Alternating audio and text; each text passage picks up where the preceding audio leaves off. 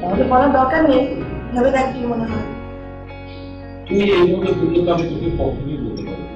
আপনার বন্ধুর বাসায় কেডা কেডা থাকে? ও একাই থাকে কেন? না, ওনার মা বাবা ভাই বোন কেউ নাই? তাহলে কোত্থেকে ট্রাক ভাড়া করা হয়েছিল? স্যার হাবিবও তো ভাড়া করার কথা ছিল স্যার। হাবিব কোনো যোগাযোগ করেন?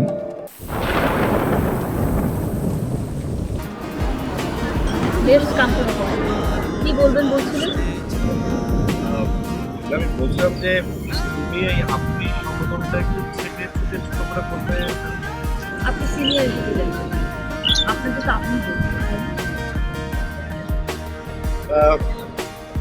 আমি তো আমার অল্প সিনিয়র, আমি যদি কয়েকটা সেমিস্টার ড্রপ দিই তাহলে তো তোমার ক্লাস পেতে যাবো, তখন তো তুমি আপনি বলতে সংগঠনটা কি মেটার করে? পারে। আপনি বললে কেমন দূরের দূরের মনে হয়। এমন অনেকেই আছে যাদেরকে আমি চিনি যাচ্ছি, তারা আমার অনেক দূরে। হ্যাঁ বলো। তুমি কি অফিসে? না, আমি একটা কাজে টাঙ্গাইল আসছি। টাঙ্গাইল? ফিরবে কবে? আজই ফিরতে রাত হবে। কেন কেন কোনো প্রবলেম? হ্যাঁ, বাসা নিয়ে দিই। ঠিক আছে, চেষ্টা করবো। বাই।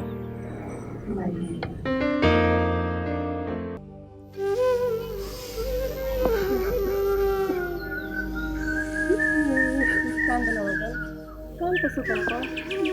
বাচ্চাদের ভিটা ছেড়ে যেতেছি, মনের মধ্যে বসত দিয়ে উঠলো রে মা। বাজান, আমরা তো আবার আসবো। কবে যে আসুম আল্লাহ জানে।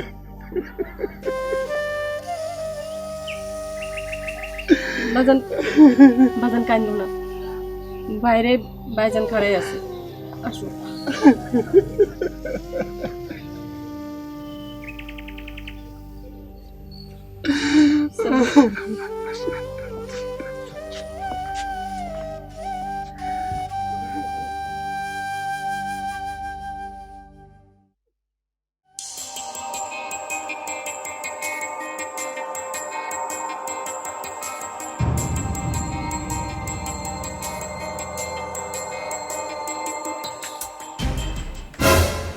রিয়াজের গ্রামের বাড়িতে ফোন দিয়েছিলেন?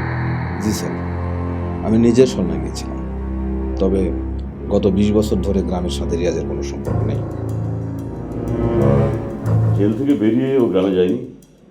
না স্যার, তবে রিয়াজের এক চাচাতো ভাইয়ের সঙ্গে আমার কথা হয়েছিল। উনি যা বললেন তাতে বোঝা গেল যে রিয়াজ যে জেলে ছিলেন এটা উনি জানেন না।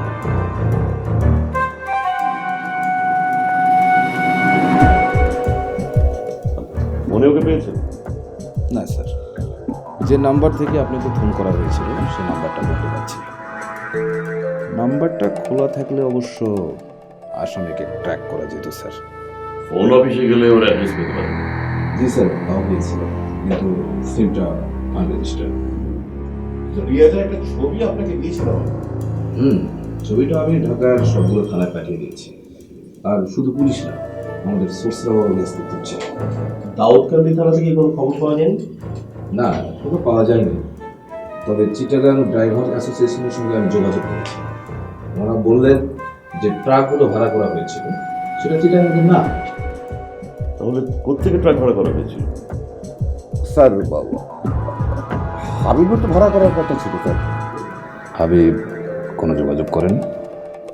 জি না। যোগাযোগ করবে কেন? ও তো ওই ডাকাতদের সাথে জড়িত। আপনি হাবিবকে খুঁজে বের করার চেষ্টা করুন। স্যার, হাবিব যে ঠিকানা আমাকে দিয়েছিল সেই ঠিকানা মোতাবেক আমি যাই। সেটা আসলে বাড্ডার একটা মেস। আমি মেসেও গিয়েছিলাম স্যার, কিন্তু হাবিবকে ওখানে পাইনি। আর মেস মেম্বাররা তেমন কোনো তথ্য দিতে পারেনি। আপনি ভিগোরাসলি ড্রাইভ দিন করিম সাহেব। খরচপাতি যখন যা লাগবে জিএম সাহেব। না স্যার, খরচপাতি দিতে হবে না। আপনি কিন্তু ব্যর্থ হলে চলবে না করিম সাহেব। আমরা অবশ্যই ব্যর্থ হব না স্যার। বাই দ্য ওয়ে, রিয়াজের সহকারী সেলিমের একটা ছবি লাগবে স্যার। ওনাকে ছবি দিয়ে দিন। ছবিটা খুঁজতে হবে স্যার। ওই বাবা, আপনি আসুন আমার সঙ্গে, আসুন।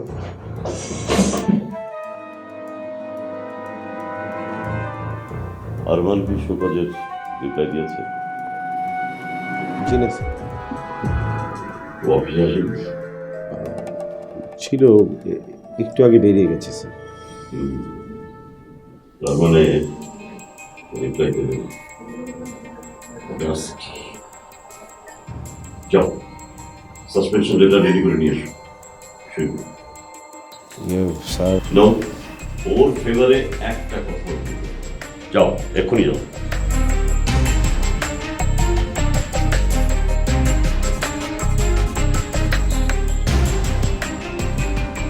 কাউন্টার।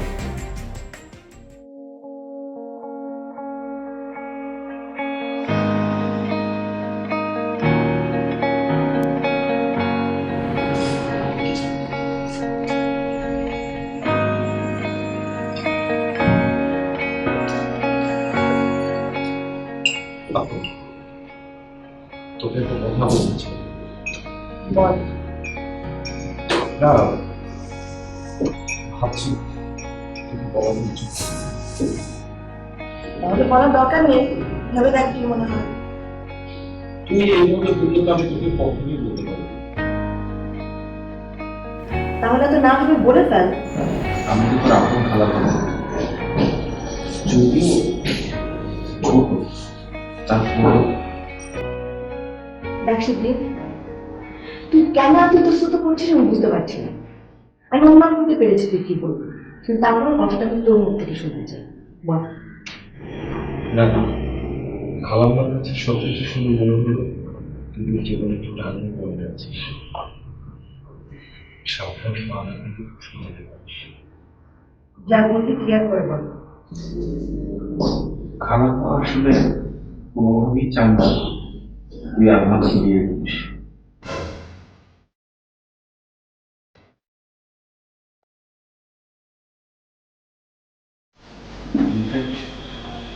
আমাদের ফ্যামিলি কেউই চায়, কারণ আসলে একটাই, তুই আমার বিয়ে করলে না সুখী হবো না। সুখী না হলেও আমি আরমানকেই বিয়ে করব। ফ্যামিলির সিদ্ধান্তের বাইরে কি যাওয়া কি উচিত হবে? শোন, আরমানের ব্যাপারে সিদ্ধান্ত চেঞ্জ করার কোনো উপায় নেই।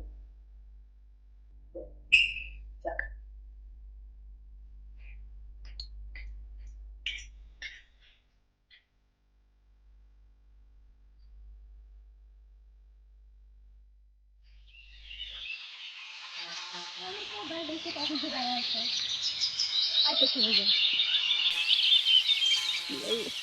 ভাইজান,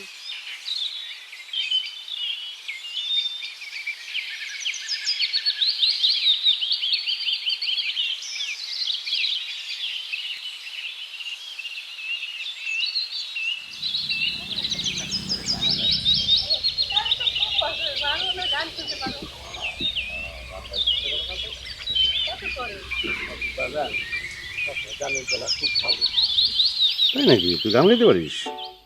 পারি কিছু কিছু। ভাইজান, আপনার বন্ধুর বাসায় কেডা কেডা থাকে? ও একাই থাকে কেন? না, ওনার মা বাবা ভাই বোন কেউ নাই? আছে, তারা গ্রামে থাকে, ওদের বাড়ি কিশোরগঞ্জ। ভাইজান, আপনার একটা ভাই তো বিদেশ থাকে না? হ্যাঁ, ওনার তামিল।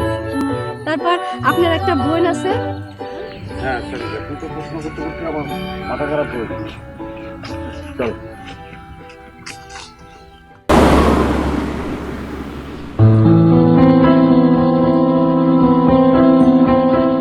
এটা কেন যে এত বোকা আমি বুঝি না। কি যে ভালো পর্যন্ত বুঝতে চায় না। এমন অবস্থায় তোমার ভুলটা অনেক গুরুত্বপূর্ণ হবে। আমি অনেক বুঝিয়েছি, বুঝতে চাই না।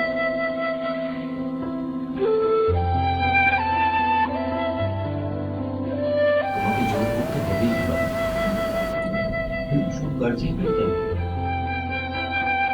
আমার ছোট বোন বিবির কথাই ধরে রাখো, বেকার একটা ছেলের সাথে জড়িয়ে পড়েছিল। না করে দেব। রিমি অবশ্য সুইসাইড করার পর্যন্ত দিয়েছিল। খাওয়া তো কিছুতেই দেওয়া হলো, জোর করে অন্য ছেলের সাথে বিয়ে দিলাম। তো একদম বিদেশ সুখে আছে। হ্যালো, জি স্যার, জি জি স্যার, আমি এখনই আসছি স্যার।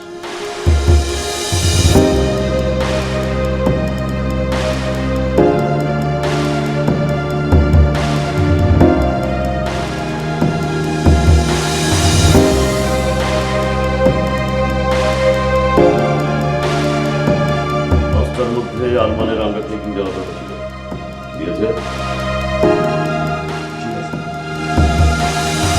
কেন?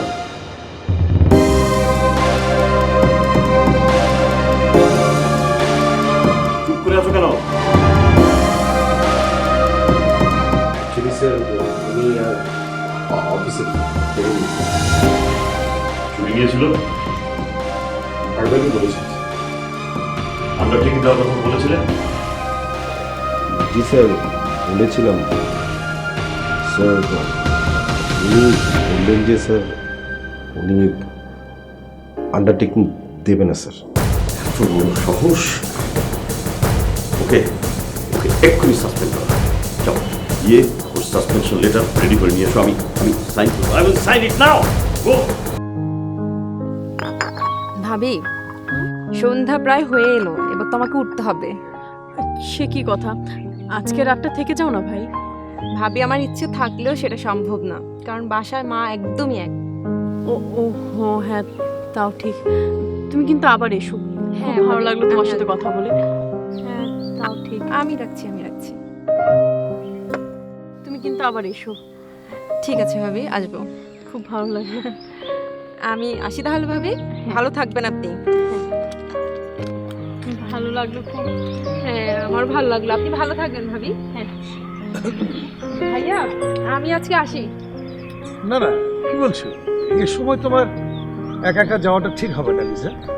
ওর মা বাড়িতে একা, ওর যেতে হবে। না না, রাস্তাঘাটের অবস্থা ভালো না, বরঞ্চ কাল সকালে তোমাকে সেলিম পৌঁছে দিয়ে আসবে।